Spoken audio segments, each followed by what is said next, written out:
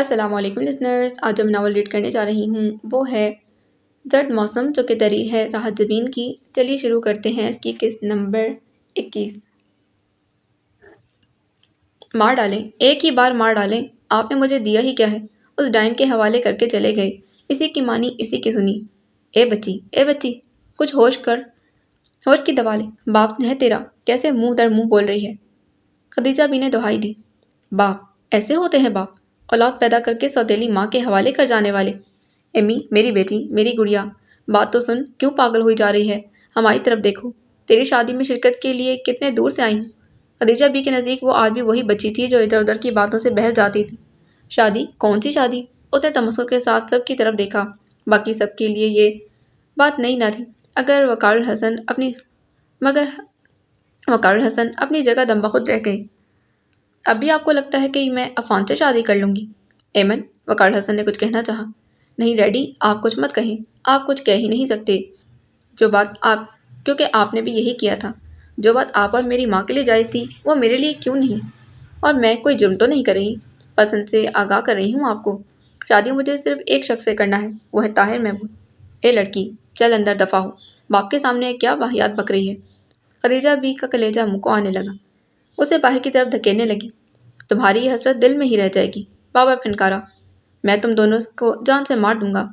ضرور مارو، لیکن سن لو، میں عفان سے شادی نہیں کروں گی۔ اگر کسی نے زبردستی کی تو میں انکار کر دوں گی، کچھ کھا کر مر جاؤں گی۔ وہ چیخ اٹھی۔ وقار الحسن نے سامنے کھڑی لڑکی کو اجنبی نگاہوں سے دیکھا اور ٹھنڈے لہجے میں کہا، تو پھر ایمن تم مر جاؤ، آپ کی یہ حسرت نہیں رہنے دوں گی۔ وہ بھاگتے ہوئے وہاں سے نکل گئی تھی۔ وقار الحسن گرتے جو بابر انہیں سنبھال نہ لیتا۔ کمرے میں موت کی سی خاموشی چھا گئی تھی۔ نہ جانے کتنا وقت گزرا کہ جو ہلکی سی بے چینی نے گھیر لیا۔ وہ بہت چپکے سے ان کے درمیان سے نکل گئی تھی۔ کسی نے اس کے نکلنے کا نوٹس نہیں لیا، مگر تھوڑی دیر کے بعد اس کی چیخوں نے در و دیوار ہلا دیے تھے۔ ایمن نے خودکشی کر لی۔ اس ضدی لڑکی نے اپنی بات پوری کرنے میں زیادہ دیر نہیں کی تھی۔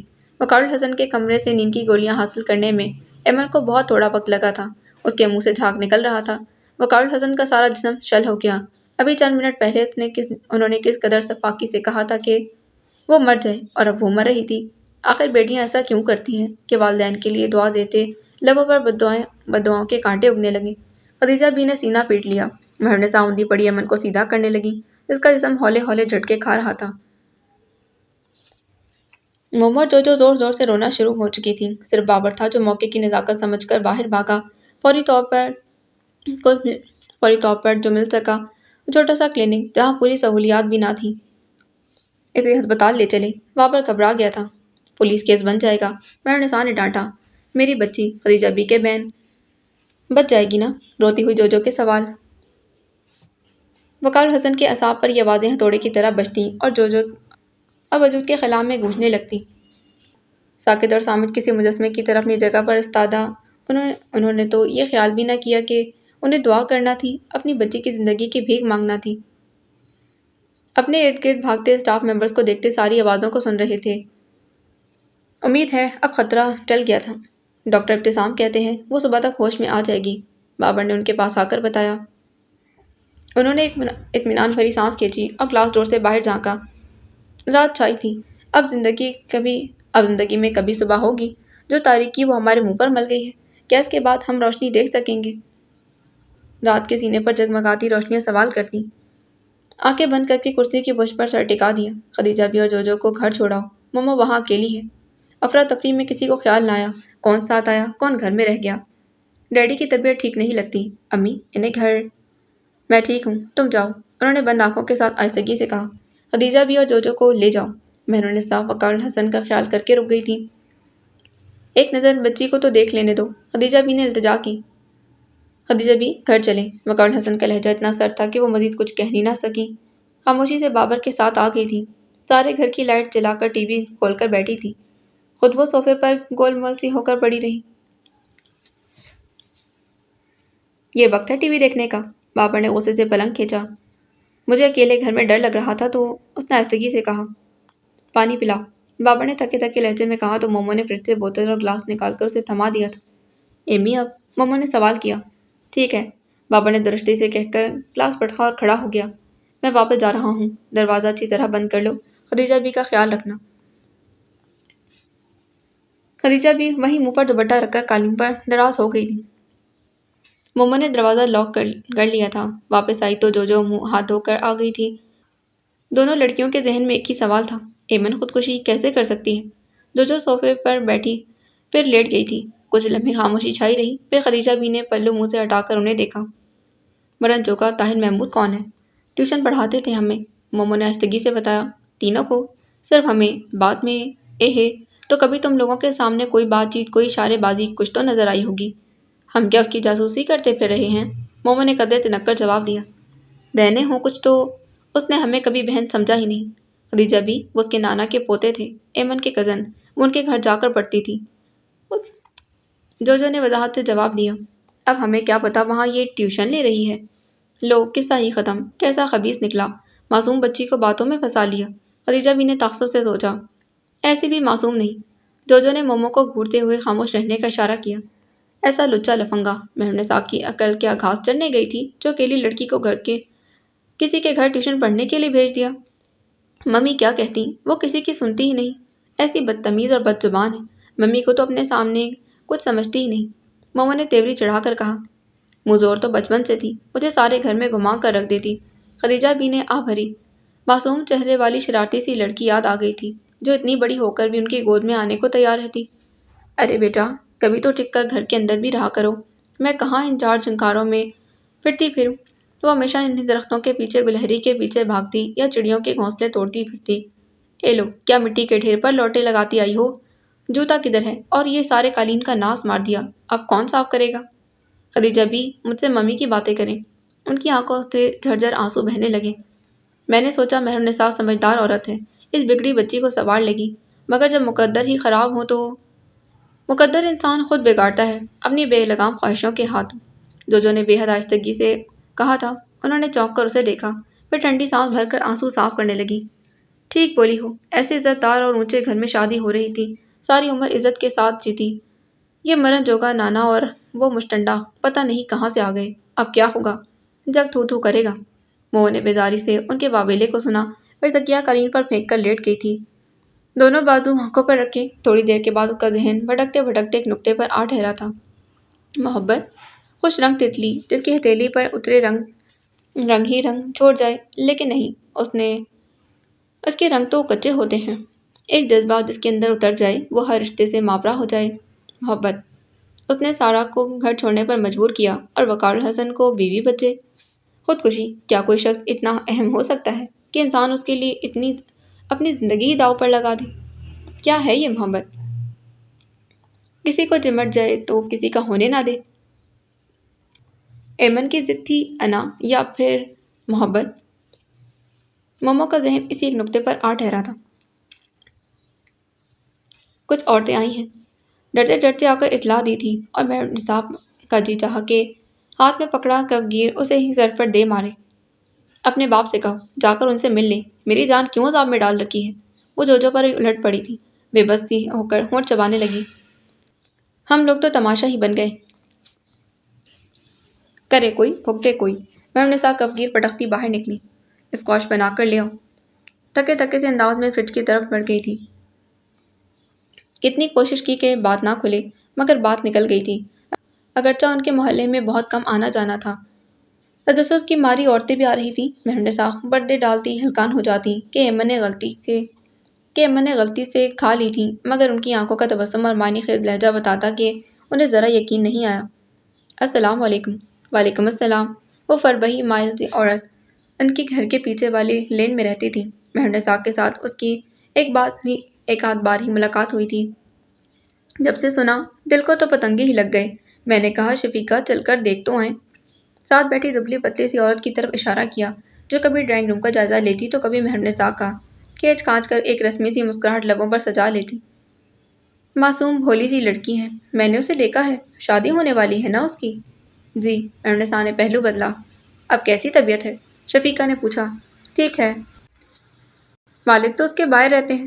جی، آج کل آئے ہوئے ہیں۔ مہرنسا کی کوشش تھی کہ مختصر سے مختصر جواب دیں، پر بات کیا ہوئی؟ اس موٹی عورت کو یہ غیر متعلقہ سوال ذرا نہ بھائے۔ کیسی بات؟ کوئی لڑائی جھگڑا؟ انہوں نے آنکھیں گھمائیں۔ ایسی کوئی بات نہیں ہے، بس غلطی سے۔ وہ کھڑکھڑ ہنسی۔ بس کرو بہن، کیوں جھوٹ بولتی ہو؟ جوان لڑکی ہے، غلطی سے ٹافیاں سمجھ کر کھا گئی کیا؟ 4 دن سے رہ گئے ہیں شادی میں، اور خودکشی؟ کوئی تو بات ہوگی، یہ بال دھوپ میں سفید نہیں کیے، کیا شادی پر راضی نہ تھے؟ آج کل کے بچوں کی شادیاں بھی مجھے بغیر کرنی بھی تو نہیں چاہیے، ماں باپ کے سروں میں یوں ہی کہہ ڈالتے ہیں۔ وقت ہی ایسا ہے۔ کالج پڑھنے جاتی، وہاں آنکھ مٹکا شروع، یا پھر وہ خود ہی بولتے بولتے مہرنسا کی طرف جھکی جو بے بسی سے ان کی باتیں سن رہی تھی۔ انہوں نے ایسی بے بسی زندگی میں کبھی محسوس نہ کی تھی۔ یا پھر کچھ ایسا ویسا تو نہیں کر بیٹھی؟ میری یہاں بہت جاننے والی ہیں، مہرنسا کا جی چاہا زمین پھٹے اور وہ اس میں سما جائے۔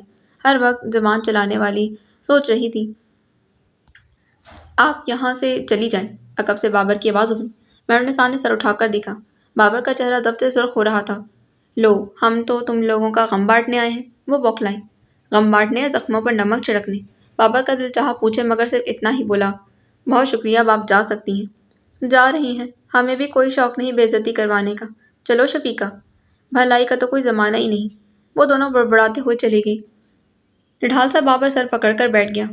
امی، ایمن نے ہمیں کہیں کا نہیں چھوڑا، تم پریشان نہ ہو۔ مہرنسا کو کچھ تو کہنا تھا۔ کیسے پریشان نہ ہو؟ یہ میرے گھر کی پریشانی ہے۔ باپ باہر کسی کو منہ دکھانے کے قابل نہیں رہا، ہر کوئی سوال کرنے کو تیار بیٹھا ہے۔ وہ تل ملاتے ہوئے باہر نکل گیا۔ مہرنسا کے لیے اپنے متحمل مزاج بیٹے کا یہ رویہ بالکل نیا تھا، اور جب یہ بات فائزہ وغیرہ تک پہنچے گی تب ایک بڑا سا سوالی نشان ان کی نظروں کے سامنے آ کھڑا ہوا۔ تم مر ہی جاتی تو اچھا تھا، ان کے دل نے بے ساختہ کہا۔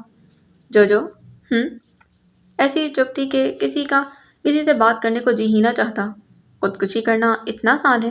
جو نے ایک تھکی ہوئی نگاہ اس پر ڈالی اور پھر سے گردن جھکا لی۔ ایمن نے ایسے کیسے کر لیا؟ محبت میں ایسی طاقت ہے کہ انسان اسے دستبرداری کے لیے ایسا قدم اٹھا لے؟ سوال تھے کہ ذہن اور دل میں ادھم مچائے ہوئے تھے۔ جواب کون دیتا؟ کچی عمر کے منہ زور جذبے اور خواہشیں انسان کو اس مقام تک لے آئی ہیں۔ شروع سے ہی خود غرض ہے، اس نے کبھی اپنے علاوہ کسی کے بارے میں سوچا نہیں، ورنہ ڈیڈی تو اس کے لیے ہمیشہ ہی سوچتے رہے۔ جو کے لہجے میں تلخی اتر آئی۔ وہ ہمیشہ مومو سے ایمن کے لیے لڑی تھی، لیکن آج وہ خود ایمن سے متنفر تھی۔ ایمن کے ساتھ تو جو ہوگا سو ہوگا، ہم پر اس کا کیا اثر پڑے گا، یہ سوچا ہے تم نے؟ کیوں؟ مومو نے حیرت سے اسے دیکھا۔ سارا نزلہ ہم پر گرے گا، غلط حرکت اس نے کی ہے، بے اعتبار ہم ٹھہریں گے، اب ہمارا بے ضرر سا قدم بھی اسی تناظر میں دیکھا جائے گا۔ ایمن کی اس بے باکی اور جرأت کا اثر ہمارے مستقبل پر ضرور پڑے گا، اس بات کی سنگینی کو سمجھو یا نہ سمجھو۔ یہ بات سن کر مومو چپ سی ہو گئی۔ یہاں کیا کر رہی ہو؟ بابر کی غضبناک آواز ابھری۔ وہ دونوں بیل کے بعد برآمدے کی سیڑھیوں پر بیٹھی تھی۔ اندر دل نہیں لگتا، جو باہر یوں نکل کر بیٹھ جاتی۔ کرسیاں اٹھا کر سڑک پر بیٹھ جاؤ۔ مومو نے کچھ کہنا چاہا، جو نے اس کا ہاتھ دبا کر خاموش رہنے کا اشارہ کیا۔ اس وقت بابر کو جواب دینا بڑوں کے چھتے میں ہاتھ ڈالنے کے مترادف تھا۔ اندر چلو، خبردار جو لان کی طرف نظر بھی آئی تو۔ جو نے بابر کو یوں دیکھا کہ گویا کہتی ہو میں نے کہا تھا نا، اور دونوں کھڑی ہو گئی۔ یہ اچھی رہی، کرے کوئی بھگتے کوئی۔ مومو اندر تک بڑبڑائی تھی۔ اب کیا ہوگا؟ ان کے لہجے میں پنہا خوف بے بسی سے کندھے اچکا دیے تھے۔ یہ سوال سب کی آنکھوں میں اتر آیا تھا۔ بے عزتی کا خوف، رسوائی کا خوف، تلخ اور ترش باتوں کا خوف۔ کسی کے پاس ان سوالوں کا جواب نہ تھا۔ وہ 3 دن سے اپنے کمرے میں بند سگریٹ پر سگریٹ پھونک رہے تھے۔ کھانے کی ٹرے جھکی تو واپس آ جاتی، پورے گھر میں جلے پاؤں کی بلی کی طرح چکراتی پھرتی، برتن پٹکتی اور اپنا غصہ دونوں لڑکیوں پر نکالتی۔ دروازہ کھلنے کے ساتھ ہی بے تحاشا روشنی کمرے میں در آئی تو وقار حسن نے بے اختیار آنکھوں پر ہاتھ رکھ لیا۔ آنکھوں پر ہاتھ رکھ لینے سے حقیقت نہیں چھپ جاتی۔ باہر نکلو، لوگوں کو فیس کرو تاکہ تمہیں بھی اندازہ ہو۔ ذرا ایک نظر کیلنڈر پر تو ڈال لو، یوں چھپ کر بیٹھنے سے مسئلے حل ہو جاتے ہیں کیا؟ اسے سمجھاؤ یا اس کا گلا گھونٹ دو، کچھ تو کرو۔ مجھے کیوں عذاب میں ڈال رکھا ہے؟ کب تک لوگوں کی باتوں کو فیس کروں؟ چیزیں پٹک کر وہ جیسے آئی تھیں ویسے ہی چلی گئی تھیں۔ کمرے کی فضا میں ان کی باتوں کی تلخی رہ گئی۔ انہوں نے چہرے سے ہاتھ ہٹا کر دروازے سے در آتی روشنی کو دیکھا جو ان کی ذہن کی تاریکیوں کو کسی بھی طرح کم کرنے سے قاصر تھی۔ دروازہ کیوں کھول دیا؟ مہرنسا، روشنی اچھی نہیں لگتی۔ وہ زیر لب بڑبڑائے، پھر کھانے کی ٹرے کو دیکھا۔ ٹرے دیکھ کر اندازہ ہوتا تھا کہ وہ کھانے کی خواہش بھی کہاں تھی، یوں ہی ایک دونے والے پانی کے گھونٹ کے ساتھ ہی لے لیے۔ ہاں میڈم صاحب ٹھیک کہتی ہے، فیس تو کرنا پڑے گا۔ مڑ کر باہر نکل آئے۔ باہر دھوپ لشکاریں مار رہی تھی۔ انہوں نے برآمدے میں بیٹھی مومو اور جوجو کی باتیں سنی، پھر بابر کی ڈانٹ بھی۔ کیا کچھ بدلنے والا ہے؟ دونوں کو اندر اور بابر کو باہر جاتے دیکھ انہوں نے آزردگی سے سوچا۔ کیسی گھنی چپ تھی، کیسا ہولناک سناٹا۔ اب کیا ہوگا؟ وہی ہولناک سوال ان کا ہاتھ پکڑ کر ایمن کی کھڑکی تک لے آیا تھا۔ ذرا سی کھلی کھڑکی اور ہٹے ہوئے پردے سے وہ بیڈ پر لیٹی ایمن کو دیکھ سکتے تھے۔ چہرے پر ابری ہوئی ہڈیاں، سنبھلائی رنگت، ان کے دل کو جیسے کسی نے مٹھی میں لے کر مسلا۔ تبھی اس نے ہچکی لی۔ وقار حسن ایک طرف ہو گئے اور اس کی سسکیاں کمرے کی چوکھٹ سے باہر گرنے لگی۔ کیا ہوا؟ پاس لیٹی خدیجہ بھی ہڑبڑا کر اٹھی۔ 3-4 دن سے وہ ان کا سایہ بنی بیٹھی ہوئی تھی۔ اے لڑکی اب کیوں روتی ہو؟ ان کے لہجے میں بیزاری در آئی تھی۔ جواباً رونے میں کچھ فرق نہ آیا۔ اب کس کا نوحہ پڑتی ہو؟ آپ بھی مجھے ہی باتیں سنائیں۔ اس کی درد میں ڈوبی آواز ابھری تھی۔ میرا کیا ہے؟ اٹھ کر دنیا کی باتیں سنو تو پتہ چلے۔ دوبارہ گولیاں نہ کھائیں تو میرا نام خدیجہ نہیں۔ بجلی چلی گئی تھی۔ وہ ہاتھ والی پنکھی جھلنے لگی۔ ایمن نے ان کے ہاتھ سے پنکھی لے کر دور پھینک دی۔ کیوں بچایا تھا مجھے؟ مرنے دیا ہوتا، ایک ہی بار قصہ ختم ہو جاتا تو جان چھوٹ جاتی سب کی۔ بالکل ہی دماغ خراب ہو گیا ہے، سمجھا سمجھا کر تھک گئی۔ ایسا کیا جادو کر دیا اس مشٹنڈے نے؟ ہاں ہے وہ مشٹنڈا، بدماش، جو مرضی کہیں، لیکن مجھے اپنی زندگی اسی کے ساتھ گزارنی ہے۔ تم جیسی بیٹیاں تو پیدا ہوتے ہی مر جائیں تو اچھا ہے۔ سمجھا سمجھا کر دماغ پھولا ہو گیا۔ پر وہی مرغے کی ایک ٹانگ تو نہ ہسپتال لے کر بھاگتے، یہیں دفن کر کے بھول جاتے کہ کوئی ایمن بھی تھی۔ زندہ رہی تو ہر وقت انکار ہی کروں گی۔ پھر سنبھال کر بیٹھے رہیں اپنی نام نہاد عزتیں۔ وہ ہستگی سے برآمدے کی طرف آ گئے تھے۔ سرخ روش پر قدم ٹیڑھے میڑھے پڑ رہے تھے۔ گیٹ کھول کر باہر نکلے تو قدموں تلے جانے کون سا راستہ لپٹ گیا۔ سر پر آگ برساتا آسمان۔ ان کی بے دہانی کی گود میں کھٹ سے وہ صبح آ گری تھی جب ان کا ٹکراؤ سارا سے ہوا تھا۔ جاگنگ سے واپسی پر اس کا پرکشش چہرہ وقار کی ساری توجہ کھینچ لیتا تھا۔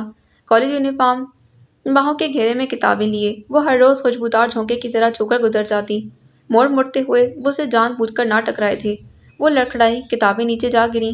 دونوں نے ایک ساتھ بیٹھ کر کتابیں اٹھانا چاہی تھیں۔ نظروں کی شناسائی لفظوں میں ڈھلی تھی اور پھر آنکھوں سے ایک نظر انہیں دیکھا اور کتابیں اکٹھی کرنے لگی۔ وقار الحسن ہوں، یہی ادا نگاہ میں باندھ گئی تھی۔ فائل پر خاموشی سے کتاب پر فائل رکھ کر کھڑی ہو گئی جس پر اس کا نام جگمگا رہا تھا۔ ان کی محبت پروان چڑھی۔ چوکر لگی تو چونکے، سامنے وہی دروازہ تھا جس کے سامنے کھڑے ہونے پر وہ بے اختیار منتیں کرتے تھے۔ میری رسوائی کا سامان نہ کریں۔ وہ خود دیمک زدہ دروازہ سامنے تھا اور وہ اس دروازے کی دوسری طرف سارا کے باپ کے پاس تھے۔ میز پر لوازمات کا ڈھیر، پردے کے پیچھے بےقرار آہٹیں اور وہ شخص کہہ رہا تھا، سمجھ نہیں آتا 3 بچوں اور بیوی کے ہوتے آپ کو شادی کی ضرورت کیوں محسوس ہوئی؟ اور آپ کی عمروں میں فرق، یوں بھی میری بیٹی ابھی پڑھ رہی ہے، اسے رشتوں کی کمی نہیں۔ کچھ بھی کہنے سے پہلے ایک بار سارا سے ضرور پوچھ لیں۔ وقار حسن کے لہجے میں کچھ تھا۔ اس شخص کا چہرہ سرخ ہو گیا، لیکن وہ بے حد تحمل سے کہہ رہا تھا، بچی نادانی کرے تو میں کیا اس کا ساتھ دوں گا؟ آپ جا سکتے ہیں۔ دل کہاں تک بہہ جلتا ہوا سورج سر پر آ گھستا تھا۔ ہوا سے دروازہ چرچرایا تو وہ گھبرا کر مڑے۔ اس دروازے پر لانے والے کون تھے؟ مجھ سے بات تو کریں، یوں بے رخی کی مار تو مت ماریں، میں بالکل اکیلی ہوں۔ وہ منتیں کر رہی تھی۔ وہی گھنے درختوں کی چھایا گھر کے دروازے پر کھڑا ہونے سے روکنے والی وہیں بیٹھی تھی۔ اسے اس مقام پر لانے والا کون تھا؟ آپ نے میری انسلٹ کی۔ میں نے وہ تو صرف انہیں میرے بارے میں پہلے کیوں نہ بتایا؟ اب انہوں نے صاف منع کر دیا ہے۔ اب کیا ہوگا؟ میں کیا کروں؟ ٹوٹی پھوٹی سسکیاں نہر کے کنارے بکھرنے لگی تھی۔ بڑی آنکھوں میں ہلکا سا خوف امڑ آیا اور وقار حسن نے اسے بازوؤں سے تھام کر اپنے مقابل کیا تھا۔ میں صرف تمہارا ہوں۔ اسے سارا کے باپ سے اس وقت اتنی نفرت محسوس ہو رہی تھی کہ جی چاہتا کہ سارا کے لبوں سے صرف ایک ہی نام سنے۔ تم پیچھے ہٹ گئی۔ دیکھو بھول جاؤ۔ محسوس ہوتی سباکی سارا کو دہلا گئی تھی۔ خدا کے لیے ایسا مت کریں۔ شام کو تمہارا انتظار کروں گا۔ آنا چاہو تو میری باہیں اور گھر کے دروازے کھلے ملیں گی۔ وہ اسے سوچنے کے لیے معمولی سا وقت بھی دینا نہیں چاہتا تھا۔ درختوں میں چھپا کوئی پرندہ زور سے چلایا۔ وہ تیزی سے واپسی کے لیے مڑے۔ کیوں؟ ایک چیز کو آپ اپنے لیے جائز سمجھتے ہیں تو میرے لیے کیوں نہیں؟ میں نے بھی تو وہی کیا، پھر مجھ پر الزام کیوں؟ مجھے تانے کیوں؟ وقت بدل گیا ہے وقار الحسن۔ انہوں نے اپنے قدموں سے لپٹی شکستگی اور بے بسی کو پوری طرح محسوس کیا۔ غور کرو، یہ وہی بے بسی ہے جو تم سارا کے باپ کی آنکھوں میں دیکھنا چاہتے تھے۔ آج تم وہیں کھڑے ہو، اتنے ہی تنہا، اتنے ہی بے بس۔ تو اب کیا کرو گے؟ گھر کا گیٹ سامنے تھا، وہ کھولتے کھولتے رک گئے۔ زندہ رہی تو عین نکاح کے وقت پر انکار کروں گی، پھر سنبھال کر بیٹھے رہیں اپنی نام نہاد عزتیں۔ ان کے ہاتھ پہلو میں گر گئے۔ کاش میں یہاں سے بھاگ سکوں۔ آنکھوں پر ہاتھ رکھنے سے حقیقت نہیں چھپنے والی۔ باہر نکلو، لوگوں کو فیس کرو۔ وہیں ایک گاڑی آ کر رکی۔ اسے سمجھاؤ یا اس کا گلا گھونٹ دو، کچھ تو کرو۔ السلام علیکم بھائی صاحب۔ وہ اپنی جگہ سے ایک انچ بھی نہ ہل سکے۔ کمرے میں پھیلی بے معنی باتوں کے عقب میں ایک گمبھیر خاموشی تھی، جسے سب پوری طرح محسوس کر رہے تھے۔ پھر یہ بے معنی باتیں بھی ختم ہو گئیں۔ ایک جملے سے دوسرے جملے تک کا وقفہ طویل ہوتا گیا۔ ڈرنکس کے ٹھنڈے ٹھار گلاس جوں کے توں پڑے تھے۔ حاضرین خواہ پہلو بدلتے اور سب دیکھنے لگتے۔ تبھی فائزہ نے سوال کیا جس سے مہرنسا ڈرتی تھی۔ ایمن کہاں ہے؟ خدیجہ بھی اور مہرنسا نے ایک دوسرے کو دیکھا۔ اپنے کمرے میں۔ مہرنسا نے آہستگی سے جواب دیا کہ وہ بمشکل سن پائیں۔ مجھ سے ملنے بھی نہیں آئی۔ آج فائزہ کا لہجہ بدلا ہوا تھا اس کی۔ مہرنسا نے بمشکل تھوک نکلا۔ طبیعت ٹھیک نہیں؟ کیا ہوا طبیعت کو؟ بخار، شاید بی پی لو ہے۔ شاید؟ فائزہ نے چپتی نگاہوں سے انہیں دیکھا۔ ڈاکٹر کے پاس لے کر نہیں گئے؟ لے گئے تھے، اس نے میڈیسن دے دی ہے۔ فائزہ، آپ نے کولڈ ڈرنک تو لی ہی نہیں؟ میں پہلے ایمی سے مل لوں۔ خدیجہ بھی اور مہرنسا گڑبڑا گئیں۔ وہ شاید سو رہی ہے، اسے دوا کھلا کر آئی تھی، بیچاری ساری رات کی جاگتی رہی، ابھی تو آنکھ لگی۔ خدیجہ بھی نے جلدی سے جواب دیا۔ فائزہ جو کھڑی ہو چکی تھی طویل سانس لیتے ہوئے بیٹھ گئی۔ کچھ زیادہ ہی طبیعت خراب رہنے لگی ہے، خاص طور پر جب سے اس کی شادی کی ڈیٹ فکس ہوئی ہے۔ گھر چھوڑنے کا دکھ تو ہوتا ہی ایسا ہے، خدیجہ بھی نے جلدی سے کہا۔ گھر چھوڑنے کا دکھ کتنا ہو سکتا ہے، یہ بات میں اچھی طرح جانتی ہوں۔ ایمن کی کوئی بھی فیلنگ مجھ سے چھپی تو نہیں، آخر وہ بچپن سے مہر کے آنے سے پہلے میرے گھر میں آتی جاتی رہی ہے۔ آپ تو جانتی ہیں خدیجہ بھی۔ باختیار اس بات میں انہوں نے سر ہلا دیا۔ مجھے لگتا ہے بہت کچھ بدل گیا ہے، میں لوگوں سے بہت کچھ سن کر آ رہی ہوں، بہتر ہے کہ اب بات بتا ہی دی جائے۔ ایمن نے خودکشی کیوں کی مہر؟ کیا وہ عفان سے شادی نہیں کرنا چاہتی؟ فائزہ کا چہرہ دیکھنے لگی نہیں۔ اب لوگ تو بے پرکی اڑاتے ہیں، اندھیر تھا کہ اس لیے بچی کو خبر نہ ہوئی۔ وہ اپنی ہاں وہ ٹافیاں سمجھ کر نیند کی گولیاں کھا گئی۔ بیوقوف مت بنائیں، اب اصل بات کھول کر بتا دیں۔ دو خاندان تباہ ہوں گے نہیں تو۔ یہ رشتے زبردستی نہیں نبھائے جاتے، نہ ہی زبردستی گھر بنائے جاتے ہیں۔ اس وقت آپ کسی نہ کسی طرح ٹال بھی دیں، تب بھی کل کیا ہوگا؟ جس رشتے کی بنیاد ہی جھوٹ پر ہو، اسے آپ کیسے بچائیں گے؟ کسی بڑے نقصان سے بچنے کے لیے چھوٹا نقصان برداشت کر لینا آسان ہوگا۔ میں عفان جیسے بے ضرر اور مخلص انسان کے ساتھ زیادتی نہ کر سکوں گی۔ میری بیٹی اس گھر میں جا رہی ہے، ایمن کی وجہ سے اس پر کوئی آنچ آئی تو؟ آپ کہنا کیا چاہتی ہیں؟ عفان کے ساتھ شادی پر راضی نہیں تو آپ کو بھی زبردستی نہیں کرنی چاہیے، انہوں نے دو ٹوک انداز میں کہا۔ یقیناً کوئی غلط فہمی ہوئی ہے، پہلے تھی اب نہیں رہی، اب تو معاملہ صاف ہو رہا ہے۔ اب تو میری بات تو سنیں۔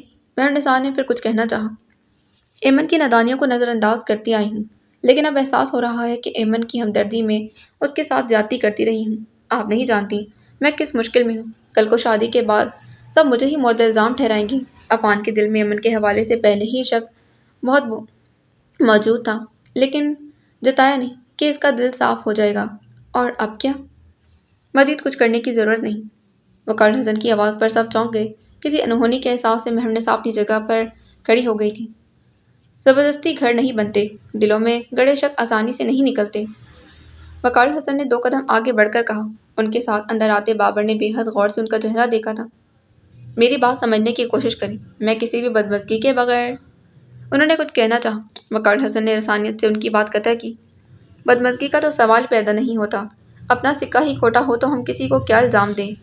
بدنامی کا توق ہمارے گلے میں ہماری ہی اولاد کے ہاتھوں پڑا ہے، اس کا بوجھ ہم ہی کو اٹھانا ہے۔ اس میں حصے دار بننے پر مجبور نہیں کریں گے آپ کو۔ یہ سب کہتے ہوئے وہ کتنے بے بس لیکن کتنے ہمت والے لگے تھے۔ فائزہ پرس اٹھا کر باہر نکل گئی۔ یہ تم نے کیا کیا وقار پتر؟ بہت دیر کے بعد خدیجہ بھی بولنے کے قابل ہوں، جو مجھے کرنا چاہیے تھا۔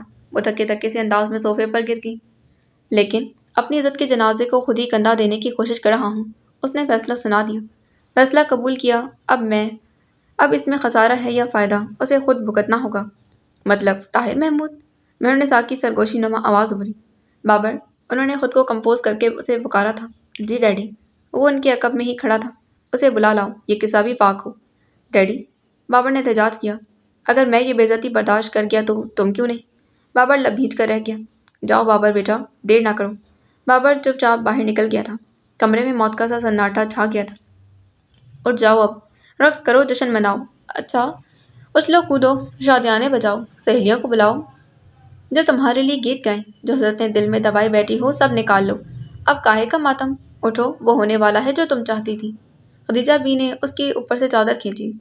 کیا بولے جا رہی ہیں؟ ایمن نے بیزاری سے پوچھا۔ جواباً وہ کارپٹ پر بیٹھ کر زور زور سے رونے لگی۔ ان کا بوڑھا وجود ببر میں پھنسی کشتی کی طرح ہچکولے کھا رہا تھا۔ احمد نے کونیوں کے بل اونچا ہو کر اسے دیکھا۔ روتی کیوں؟ تمہارا باپ مر گیا ہے، اب روؤں بھی نہ؟ ایمن ایک دم اٹھ بیٹھی، پھر جھڑک کر بولی، فضول مت بولے۔ تمہیں کیا فکر؟ تم نے تو خود اس کے مرنے کا سامان کیا ہے۔ ہائے، اس کی آنکھیں! کیوں لے کر گئے تمہیں ہسپتال؟ مر جاتی تو اسی آنگن میں دفن کر کے ایک ہی بار رو لیتے۔ یہ اس کا نصیب، یہ بدنامی تو اس کا نصیب نہ بنتی۔ ہائے، کیسی بے بسی ہے وقار کے چہرے پر۔ میں تو کڑے کھلوتے مر گئی۔ حق ہا، اب کے چہرے پر مل کر کیسے ڈٹائی کے ساتھ بیٹھی ہے۔ میں کیوں آ گئی یہ سب دیکھنے کے لیے؟ وہ خود کو کوسنے لگی تھی۔ سپاٹ چہرے کے ساتھ یہ سب سنا اور وہ دوبارہ لیٹ گئی تھی۔ مردوں کی طرح لیٹی ہوں، اٹھ کر دھمار ڈالو، وہ زہرخون لہجے میں گویا ہوئی۔ تمہاری تو تمنا پوری ہو گئی، باقی سارا گھر جائے بھاڑ میں۔ انہوں نے دوپٹے سے چہرہ صاف کیا۔ واویلے نے دل کا بوجھ ضرور ہلکا کر دیا تھا۔ الجھی الجھی باتیں کرتی رہی۔ اب تو ساری باتیں سلجھ گئیں۔ آئی تھی مائرہ کی اماں، انکار کر گئی ہیں۔ کیا؟ وہ جھٹکے سے اٹھ بیٹھی، بے یقینی سے انہیں دیکھا۔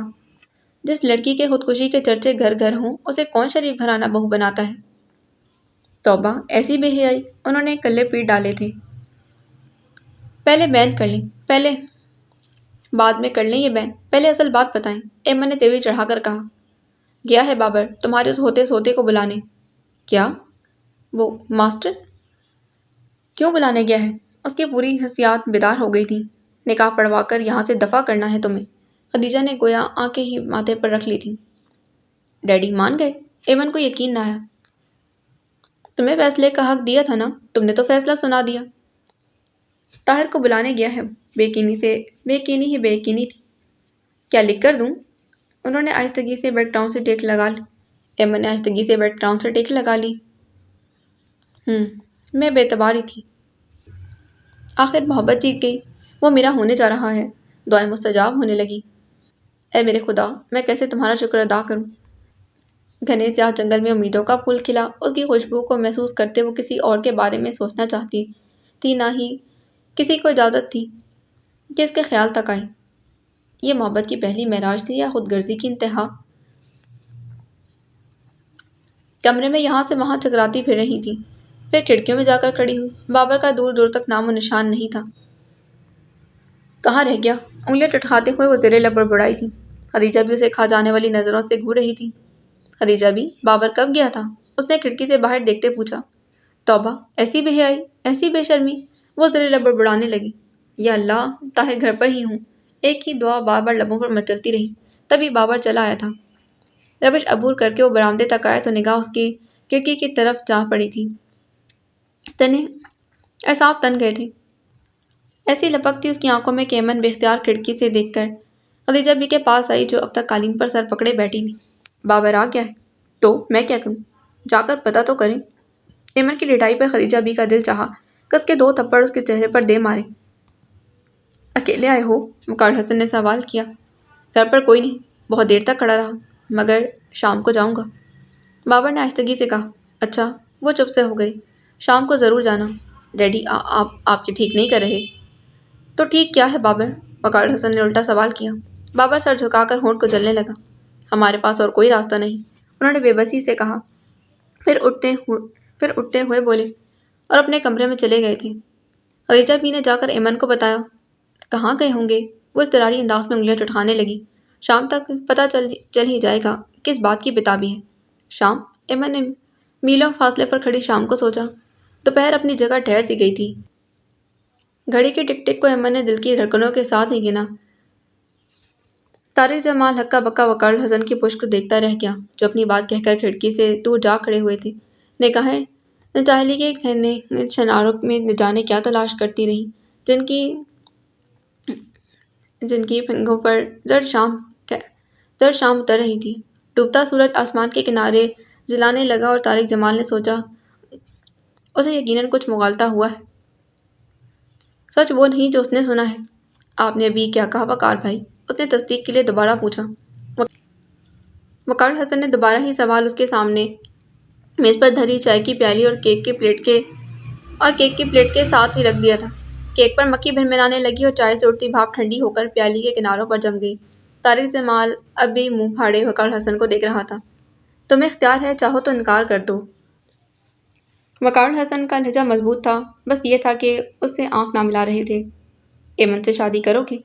اس کے حق میں ہونے جا رہی ہے، پھر سے الٹ نہ جائے۔ خدیجہ بھی وہیں قالین پر منہ ڈھانپے بیٹھی ہوئی تھی، سرمئی رنگ کائنات پر بکھیرنے لگی تھی۔ واپسی کا سفر شروع ہوا تو ایمن نے بابر کو باہر جاتے دیکھا۔ کمرے میں خدیجہ بھی نہیں تھی۔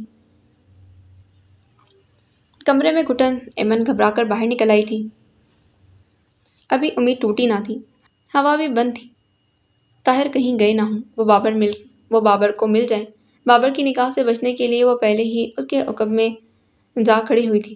وقار حسن کو آتے دیکھا تو بالکل ہی درخت کی اوٹ میں ہو گئی۔ وہ ان کا سامنا نہیں کر سکتی تھی۔ ان کے جھکے ہوئے کندھے قدموں کی تکن دیکھ کر اس کا دل بے اختیار ہولر تھا۔ باپ کو کس امتحان میں ڈالا تھا، یہ احساس ابھی ہوا۔ وقار الحسن ایک کرسی پر آ کر بیٹھ گئے۔ ان کی نگاہیں اپنی ہتھیلیوں پر جمی ہوئی تھیں۔ جامن کے درخت پر بیٹھے پرندے کچی جامنیں نیچے پھینک رہے تھے۔ کہیں کوئی اجنبی پرندہ چیخ اٹھتا۔ چوں چوں مسلسل سرگوشیوں میں ابھر رہی تھی۔ بابر آ گیا۔ وقار الحسن کو وہاں بیٹھے دیکھ کر وہیں چلا آیا تھا۔ وقار الحسن اس کے عقب میں دیکھا اور سوالی نظریں بابر کے چہرے پر ٹکا دی تھی۔ وہاں کوئی نہیں ہے۔ بابر کے چہرے پر انگنت شکنیں تھیں۔ کہاں؟ وقار الحسن کے لہجے میں سینکڑوں خدشے وہ کہاں گئے؟ وقار الحسن کے لہجے میں سینکڑوں خدشے جاگ اٹھے تھے۔ پتہ نہیں۔ سننے میں تو یہی آیا ہے کہ وہ اپنے دادا کا بچا کچا پیسہ چرا کر انگلینڈ چلا گیا ہے۔ ایمن کو لگا کہ پورے کا پورا درخت اس پر آن گرا۔ ایسا کیسے ہو سکتا ہے؟ وہ مجھے چھوڑ کر نہیں جا سکتا۔ وہ چلا کر تھک گئی تھی۔ گھر والوں کی نگاہوں سے دور کھڑے بے یقینی تھی۔ جس شخص کے لیے ساری کشتیاں جلا ڈالی تھیں، وہی اس کو چھوڑ کر اس کی راستوں کو کھوٹا کر کے چلا گیا تھا۔ ایسا کیوں ہوتا ہے؟ محرومی میرا ہی نصیب کیوں؟ کوئی تو جائے اسے ڈھونڈ کر لائے، لوٹ آئے۔ میں نے ساری دنیا کے سامنے خود کا تماشا بنا لیا، صرف اور صرف اس کی خاطر۔ وہ کیسے مجھ سے دستبردار ہو کر چلا گیا؟ طاہر، لوگوں کے طعنے مجھے معطوف کر گئے ہیں، ان کی نفرت مجھے مار ڈالے گی۔ میں نے تو سب کچھ داؤ پر لگا دیا تھا، اس کی محبت اور ہمدردی، باپ کی غیرت، اپنی عزت، ایک صرف تمہارے لیے۔ تم مجھے کیسے راستے پر چھوڑ کر جا سکتے ہو؟ خالی ہاتھ، ننگے پاؤں، اس کانٹوں بھرے راستے پر دور دوڑتی جا رہی ہوں۔ آؤ، میرے خون آلود نقش پا۔ یہ ایک ہجوم ہے جو میری طرف بڑھ رہا ہے۔ یہ دیکھو، یہ میری طرف بڑھ رہا ہے۔ اس کے ہاتھ خالی نہیں، یہ مجھے سنسار کر دیں گے۔ بچا لو طاہر، آ جاؤ، ابھی تو وقت بدلنے لگا ہے، یوں راہ میں مت چھوڑ کر جاؤ۔ وہ لاکھ چیختی، لاکھ سر بڑھتی، جانے والا جا چکا تھا روشن راہوں کی طرف۔ اسے تو یاد بھی نہیں تھا کہ کون اس کے ساتھ تھا، کسے پیچھے چھوڑ آیا اور ایسے اندھیروں کے حوالے کر گیا تھا۔ میرنسا کمرے میں داخل ہوئی تو سر چکرا گیا۔ سگریٹ کا دھواں گھٹن ہفت، ایش ٹرے سگریٹ کے بجھے ادھ-بجھے ٹکڑوں سے بھری ہوئی تھی۔ پاس پڑی چائے کی پیالی میں چائے پر جمی سیاہ تہہ کو دیکھا، پھر وقار الحسن کو۔ وہ کرسی پر بیٹھے ایک دم سے بوڑھے لگنے لگے تھے۔ ان کی عمر میں کئی برسوں کا اضافہ ایک ساتھ ہوا۔ بند پپوٹے سوجے ہوئے انگلیوں میں دبا سگریٹ۔ میرنسا کو ان پر ترس آنے لگا۔ سچویشن ہی ایسی تھی کہ انہیں وقار الحسن کی بے بسی پر کوئی خوشی نہ ہوئی۔ وہ خود بخود ہی ان کے دکھ کے ساتھی بن گئی تھی۔ کیوں خود کو ختم کر رہے ہو وقار؟ انہوں نے ان کے لبوں تک زیادہ سگریٹ کھینچ کر دور پھینک دیا۔ وقار الحسن نے سرخ اور بوجھل آنکھوں سے انہیں دیکھا اور سر جھکا لیا۔ بہت برا ہو گیا ہے پھر۔ ان کی آواز نے کمرے کے بجھل پن کو کچھ اور بڑھا دیا تھا۔ ہاں، بہت برا ہوا۔ مہرنسا نے پردے کھینچ کر کھڑکیاں کھول دیں۔ تازہ ہوا اندر آنے لگی۔ میں کسے الزام دوں؟ وہ دونوں ہاتھوں میں سر تھام کر کراہے تھے۔ صاف نکل گیا۔ الزام کسی اور پر نہیں، مجھ پر ہی دھرو گے، اچھی طرح جانتی ہوں۔ مہرنسا نے تلخی سے سوچا، پھر گویا ہوئی۔ شاید میں اچھی ماں ثابت نہ ہوئی۔ وقار حسن نے سر اٹھا کر انہیں دیکھا اور زیر لب بڑبڑائے، نہ میں اچھا باپ۔ اب کیا ہوگا مہرو؟ انہوں نے بچوں کی طرح سوال کیا۔ فون کر کے مہمانوں کو شادی کینسل ہونے کی اطلاع دوں، ورنہ پرسوں تک ان کی آمد شروع ہو جائے گی۔ ایسا کہتے وقار حسن کو بے حد شفاق لگی تھی۔ ہاں، تم کہہ سکتی ہو، معاملہ میری بیٹی کا ہے۔ تمہاری بیٹی کا ہوتا تو میں دیکھتا کہ تبھی مجھے یہ مشورہ دے سکتی تھی۔ وہ تلخی سے گویا ہوئی۔ میں نے اپنی بیٹیوں کو اتنا چتر بے مہار نہیں چھوڑ رکھا۔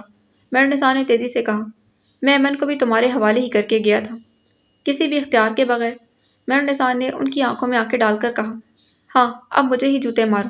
وقار حسن کو تاؤ آ گیا۔ تم لوگوں کی خاطر پردیس میں دھکے کھا رہا تھا، 24 گھنٹے ڈیوٹی دی، کبھی اپنی ذات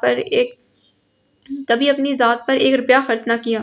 پردیس کی صعوبتیں تم کیا جانو، کس کے لیے کیا کچھ کیا۔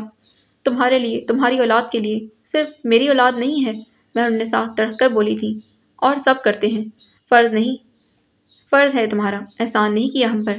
اور مجھے کیوں کوستے ہو؟ میں نے کہا تھا کہ باہر جاؤ۔ وہ تمہیں ہی شوق تھا نا کہ جو گھر کا سکھ چھوڑ کر باہر نکل پڑے۔ وہ حلق کے بل چلائے تھے۔ ہاں، میں ہی پاگل تھا جو گھر کا سکھ چھوڑ کر باہر نکل پڑا۔ وہ حلق کے بل چلائے۔ دونوں پریشان تھے، اپنی اپنی جگہ، سر پر ایک دوسرے پر اپنا غصہ نکال رہے تھے۔ غبار نکل گیا تو خاموش ہو گئے۔ وقار حسن کھڑکی کے پاس کھڑے ہو کر سر سلگانے لگے تھے۔ آہٹ پر پلٹ کر دیکھا، وہ کمرے سے نکل رہی تھی۔ کہاں جا رہی ہو؟ وقار حسن نے باختیار پوچھا۔ سونے۔ ایسا مت کرو۔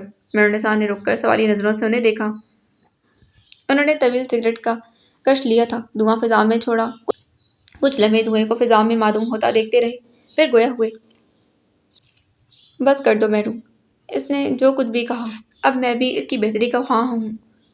کیا کروں؟ اولاد ہے نا۔ کیا کرو گے؟ مہرنسا قریب آ کر کھڑی ہو گئی۔ میں بھی یہی چاہتا ہوں کہ وہ عزت سے اسی دن اس گھر سے رخصت ہو جائے۔ کون سی عزت؟ ابھی کوئی عزت باقی ہے؟ مہرنسا نے بات نظر انداز کر دی۔ میں اسے کنویں میں دھکا نہیں دے سکتا۔ جو کچھ اس نے کیا وہ بھولنا ممکن نہیں، لیکن ابھی بات زیادہ دور نہیں گئی۔ یاد رکھو، اگر وہ مقررہ تاریخ کو رخصت نہ ہوئی تو ہماری دوسری بچیاں۔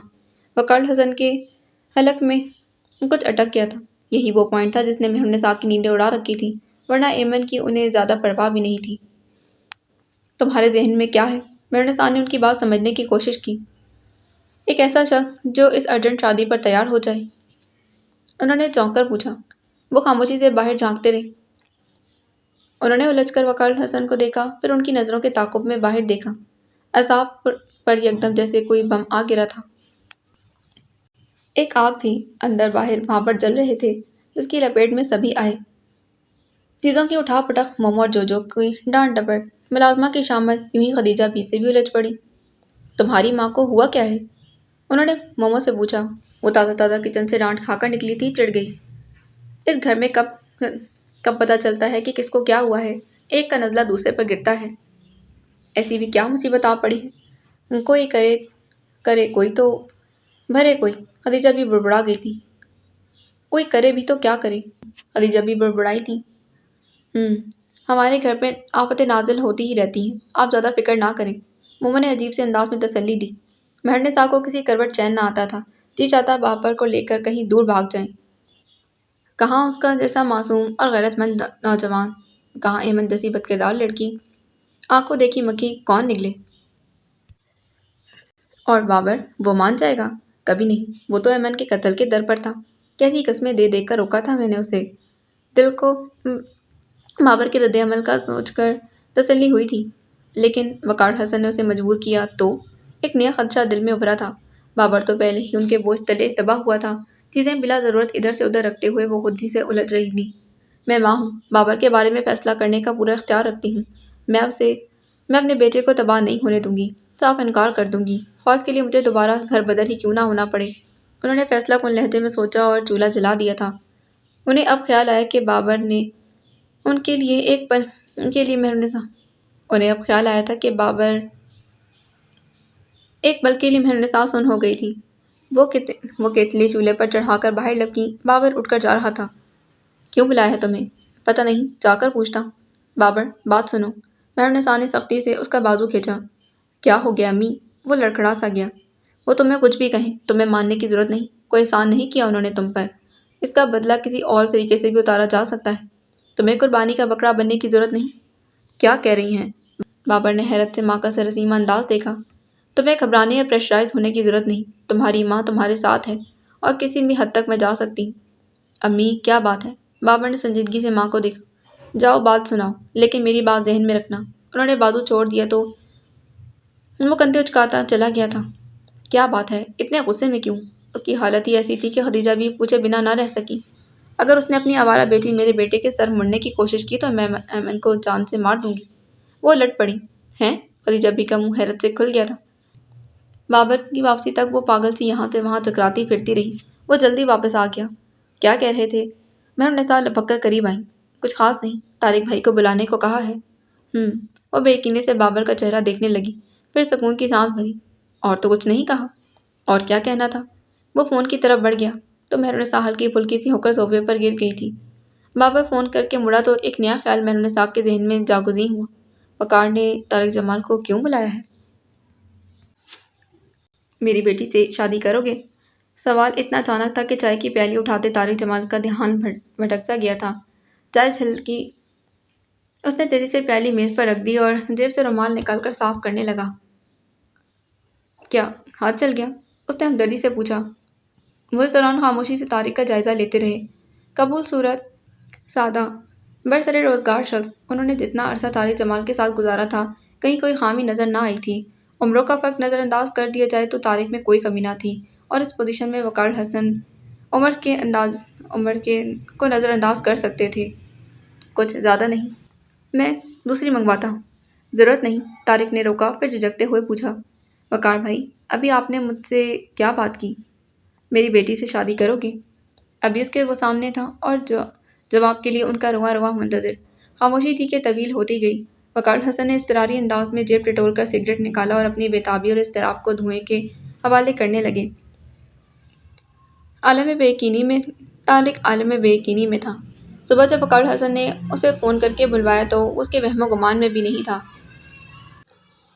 کہ وہ کوئی ایسا پروپوزل اس کے سامنے رکھ دیں گے۔ وقار بھائی، اس کی شادی تو طے تھی، اس نے تھوک نکلتے پوچھا۔ اب نہیں ہو رہی، انہوں نے مختصر سا کہہ کر ایک لمبا کش لیا۔ طارق جمال ان کے سپاٹ لہجے پر الجھ سا گیا تھا۔ ذہن میں بہت سے سوال کلبلانے لگے۔ تبھی وقار حسن نے آدھا سگریٹ کھڑکی سے باہر اچھالا اور اس کے پاس آ بیٹھے۔ شاید وہ خود کو تیار کر چکے تھے۔ طارق، میں اس وقت سخت مشکل میں ہوں۔ تم جانتے ہو میں کن دقتوں سے چھٹی لے کر بیٹی کو رخصت کرنے پاکستان آیا ہوں۔ اب جب کہ شادی میں محض 2 دن رہ گئے ہیں تو انہوں نے گہری سانس بھری۔ لڑکے نے امن سے شادی سے انکار کر دیا ہے۔ مگر کیوں؟ طارق نے پریشانی سے پوچھا۔ وہ کہیں اور شادی کرنا چاہتا ہے۔ گھر والوں نے زبردستی رشتہ طے کیا تھا۔ اب جب کہ شادی میں محض 2 دن رہ گئے ہیں تو وہ گھر چھوڑ کر چلا گیا ہے۔ اس کے گھر والوں نے معذرت کر کے انکار بھجوا دیا ہے۔ وہ چپ ہوئے تو گہرے گہرے سانس لینے لگے، گویا طویل مسافت طے کر آئے ہوں۔ انہیں اپنا آپ بالکل ایسا لگا کہ جیسے ایک کھوٹا مال کھڑا کر کے بیچنے والے فراٹے سے جھوٹ بولتے ہیں۔ صرف اپنی عزت اور عاقبت نہ اندیشی، لڑکی کو تباہی سے بچانے کی کوشش۔ ڈوبتا آدمی ہاتھ تو دے کہیں، انہوں نے خود کو تسلی دی تھی۔ طاہر نے انہیں ہمدردی سے دیکھا۔ انہیں اس طرح دوسروں کی عزت سے کھیلنے کا کوئی حق نہ تھا۔ اب ان کی بات چھوڑو، وقار حسن نے تیزی سے اس کی بات قطع کی۔ میری بات کرو، میری ایک مجبوری، بے بس باپ کی مدد کر دو گے؟ وقار بھائی، آپ بہت جلدی میں فیصلہ کر رہے ہیں۔ وہ ذرا سا ہچکچایا۔ وقار حسن کا دل ڈوب کر ابھرا۔ جانتے ہو طارق، ہمارے معاشرے کے رسم و رواج جس لڑکی کی بارات دروازے تک آنے سے قبل ہی چلی جائے، یہ دنیا والے اس کے ساتھ کیا سلوک کرتے ہیں، میں کس کس کو جواب دوں گا؟ کون ہے جو میری بات کا یقین کرے گا؟ میں اپنی بیٹی کو اسی دن رخصت کرنا چاہتا ہوں۔ خدا کے لیے مجھ پر رحم کرو، میں تمہارے سامنے ہاتھ جوڑتا ہوں، ورنہ زمانے کے سوالوں کے جواب کیسے دوں گا؟ اس رسوائی کو ہم تک آنے سے پہلے روک دو طارق، میری 2 بیٹیاں اور بھی ہیں، وہ زندہ دفن ہو جائیں گی۔ زمانے پر راز کھلا تو اسی دہلیز پر بوڑھی ہو جائیں گی، کون انہیں بہانے آئے گا؟ ہم سب کو اس ذلت کے گڑھے میں دھنسنے سے بچا لو۔ اپنی ہی بیٹی کی نادانیوں کے ہاتھوں لٹ گیا ہوں، برباد ہو گیا ہوں، اسے قبل کہ بہت دیر ہو جائے۔ طارق ہماری مدد کرو۔ وہ لبستہ دونوں ہاتھ کرسی کی ہتھیلی پر جمائے امید اور میم کی کیفیت میں طارق کو دیکھ رہے تھے۔ رواں محو فریاد تھا اور طارق چائے کی پیالی میں جھانکتا نہ جانے کیا سوچ رہا تھا۔ کیا تمہاری زندگی میں کوئی اور ہے؟ انہوں نے بے حد ڈرتے ڈرتے سوال کیا۔ طارق نے یوں ہی نفی میں گردن ہلا دی تھی۔ وہ کیا سوچ رہا ہے؟ وقار الحسن نے بے چینی سے سوچا۔ ان کا بس نہ چلتا کہ وہ طارق کا ذہن پڑھ لیں، اس کی سوچ کو اپنی مرضی کا رخ دے دیں۔ یہ خاموشی کیوں ہے؟ ایسی بوجھل خاموشی کے اعصاب پر ہتھوڑے بجاتی ہے۔ اور طارق جمال سوچ رہا تھا، یہ میری کون سی نیکی کا صلہ ہے؟ اس کے تصور میں وہ لڑکی چلی آئی جس کے وجود میں نرمل صبحوں کی تازگی تھی، سرما کی خوشگوار ٹھنڈی شاموں کا گلال کھلا تھا، اور وہ آہستگی سے کھنکارا۔ وقار الحسن کا دل اچھل کر حلق میں آ گیا۔ وہ کہہ رہا تھا، وقار بھائی، میری خوش نصیبی ہے، لیکن آپ ایک بار سوچ لیں، میری اور اس کی عمروں میں فرق ہے۔ جہاں پل مسافروں کے لبوں پر آب حیات کے چند قطرے ٹپکے تھے، مردہ لب پھر سے جی اٹھے تھے۔ یہ سوچنا بیٹی کے باپ کا کام ہے۔ تم صرف یہ سوچو کہ 2 دن میں کیا تیاری کرنا ہے۔ گاؤں سے چچی اور چچا کو لانا ہوگا، اور کے بعد اسے کچھ سمجھ نہ آیا کہ اچانک اس شادی کے لیے اسے کیا تیاریاں کرنا ہوگی۔ تم یہ کام صبح ہی کر لو، بلکہ ابھی گاؤں روانہ ہو جاؤ، تمہاری طرف سے سب تیاریاں میں کر لوں گا۔ انہوں نے پرشفقت انداز میں اس کا کندھا تھپتھپایا تھا۔ جی اچھا۔ وہ اپنے آپ کو ہونک سا محسوس کر رہا تھا۔ میں تمہارے لیے گرم چائے بھجواتا ہوں۔ وقار الحسن اٹھ کر چلے گئے۔ طارق گمسم سا بیٹھا تھا۔ وقار الحسن نے ایمن کو بلایا تھا۔ وہ خالی خالی نظروں سے جوجو کو دیکھنے لگی۔ اس کی نگاہوں کے خالی پن سے جوجو کو خوف سا محسوس ہوا۔ ڈیڈی باہر ہیں۔ وہ نظریں چراتے ہوئے چلی گئی۔ ایمن تنویمی کیفیت میں اٹھ کر باہر آ گئی تھی۔ وہ وہاں بیٹھے سگریٹ پھونک رہے تھے۔ ایمن خاموشی سے ان کے سامنے جا کھڑی ہوئی۔ وقار الحسن نے اس کی آمد کو محسوس کیا، مگر دیکھا نہیں۔ بہت سے لمحے خاموشی کی نظر ہو گئے، پھر وہ آہستگی سے گویا ہوئے۔ تم بہت چھوٹی سی ہوا کرتی تھی، میرے کندھے سے لٹک کر فرمائشیں کیا کرتی تھی۔ پتہ نہیں وہ ننھی سی گڑیا کہاں کھو گئی، خبر بھی نہ ہوئی، اور تم اتنی بڑی ہو گئی کہ اپنے فیصلے خود کرنے لگی۔ میں سمجھتا رہا کہ تم اب بھی وہی ایمن ہو۔